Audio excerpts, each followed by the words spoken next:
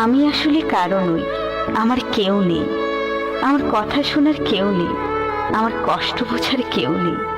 আমার মন খারাপ কারো হৃদয়ে স্পর্শ করে না, আমার চুপ থাকা কাউকে ভাবায় না, আমার দূরে সরে যাওয়াতে কারো কিচ্ছু যায় আসে না, আমার হারিয়ে যাওয়া কাউকে কাঁদায় না।